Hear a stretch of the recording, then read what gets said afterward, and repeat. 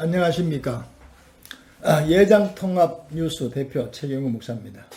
이번 시간에는 109회 총회 결의 무효 소송과 총회장 직무집행 정지 가처분을 제가 제기하고자 하는데, 먼저 AI 인공지능에게 물어본 그 예상 답변 결과입니다. 재미있는 일이죠. 거기에 대해서 제가 한번 말씀을 드려보겠습니다. 이건 제가 AI에게 전혀 제 정보를 주지는 않았습니다. 그런데 AI가 총회 무효 결의 소송하고 가처분 집행정지 가처분에 대해서 물어본 결과입니다. 이 내용이요. 참 재미있는 일입니다. 참 AI의 실력이 참 대단합니다. 요즘 정치권에서도 AI가 대답한 걸 가지고 질의를 한다든지, 또 논문도 대학생들이 논문을 또 AI를 통해서 또 쓰는데 참고한다든지, 각종 그런 것도 이래서 이 사회적으로 앞으로 이 AI 때문에 없어질 직업이 좀 많은 것 같아요. 자, 먼저 109회 총회가 무효로 선언될 경우에 예장통합교단 총회 운영에 상당한 변화가 있을 것이다, 이렇게 예상을 했습니다. 주요 변화를 몇 가지를 한번 살펴보겠습니다. 먼저는 법적 절차의 강화. 총회 운영에 있어 법적 절차와 규정을 더욱 엄격히 아마 준수하게 되지 않겠나. 향후 총회에서 헌법과 규칙에 따른 정확한 절차 이행이 더욱 명시될 것이다. 왜냐하면 이번 총회는 법을 무시한 총회이기 때문에요. 두 번째로 총회장의 권한이 재정립될 것이다. 김인식 전 총회장의 직무 수행에 방해를 받은 점을 고려하여 총회장의 권한과 책임에 대한 명확한 규정이 재정립될 가능성이 높다. 이렇게 지금 A에 대답했어요. 특히 개회선언부터 임원 교체까지 총회장 고유 직무에 대한 보호장치가 마련될 수 있을 것이다. 이렇게 지금 대답했습니다. 분쟁 해결의 메커니즘이 개선될 것이다. 향후 유사한 갈등 상황을 예방하고 해결하기 위한 내부 분쟁 해결 메커니즘이 강화될 것이다. 이렇게 또 얘기하네요. 이는 교단 내 갈등을 법정으로 가지고 가기 전에 해결할 수 있는 방안을 모색하는 것을 포함될 수 있다. 이렇게 말했습니다. 총회 운영의 투명성이 아마 제고될 것이다. 이렇게도 평가를 했습니다. 진경 총회장의 권한과 역할에 대한 재검토가 이어질 수 있습니다. 특히 현직 총회장에 대한 불참 공모 등의 행위가 적절했는지에 대한 논의가 있을 수 있습니다. 여섯 번째, 총회 결의의 법적 효력 강화. 향후 총회에서 이루어지는 결의 등이 법적으로 더욱 견고해질 것입니다. 이는 결의 과정에서 절차적 정당성을 더욱 중요시하게 될 것임을 의미합니다. 사실 총회 결의는요, 헌법을 우선시할 수 없습니다.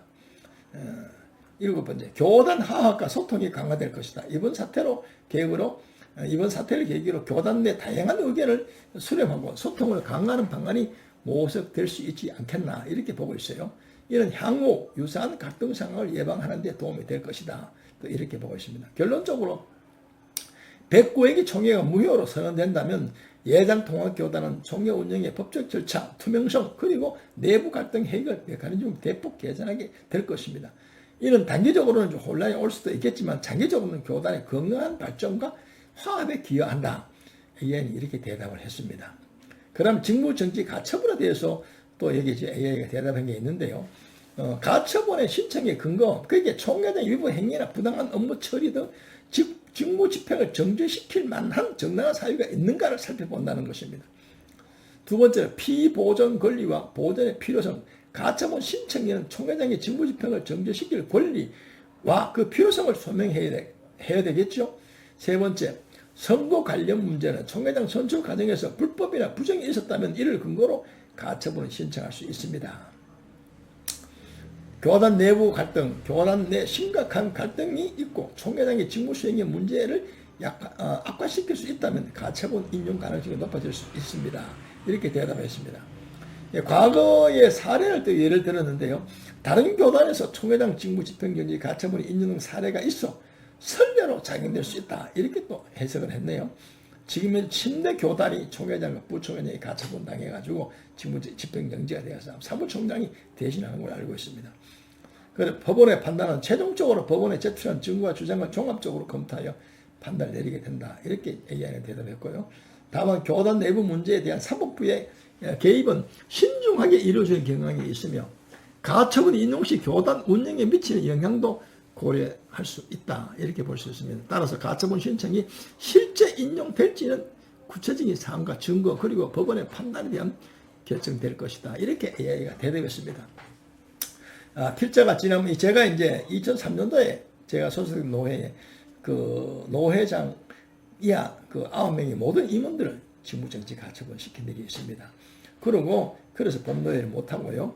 9월쯤 우리가 법노회를 했는데 그때에 임원들이 법원에다 사표를 다 냈어요. 그리고 총회 내가 임원 무효 소송을 했는데 임원들이 사표를 다 냈기 때문에 결국적으로 끝에서 기각이 됐습니다. 그래서 나중에 우여곡절 끝에 이제 임시총회가 소집이 됐는데 제가 거기서 전 임원들을 그대로 세워줄 소속 동의하고 제청해서 찬성을 얻어가지고 그대로 세워진 일이 있습니다. 노회에서 아마 전국 노회에서 노회 임원들 9명을 가처분한 거, 직무정지 가처분한 거 제가 한번 전부 선례가 있습니다. 그리고 임원들 무효화시키는 선례도 있습니다. 이번에 그 총회에서도 이런 또 비슷한 일을 제가 하게 되었습니다.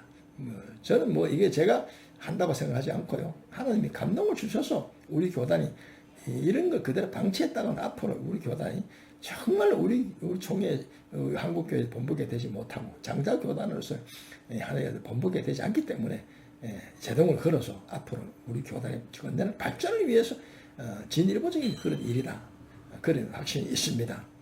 그러니까 우리 총대 여러분들이나 우리 통합교단 목사장님 협조해 주셔서 이번에 이 총회가 좀 따끔한 이런 어떤 그 경종이 좀 되도록 해주시면 좋겠습니다. 예, 대단히 감사합니다.